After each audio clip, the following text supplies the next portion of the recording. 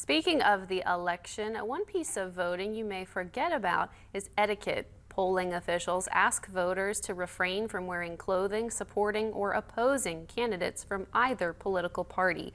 This includes shirts, hats, pins, or other articles of clothing.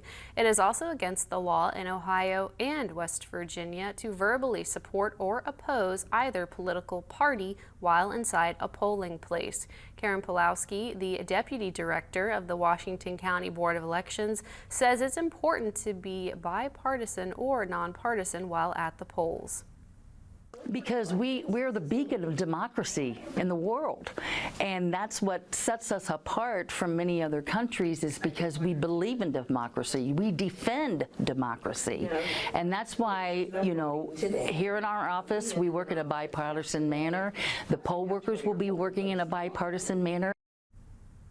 People who do not follow these laws will be asked to leave the polls. For more information, you can head over to WTAP.com.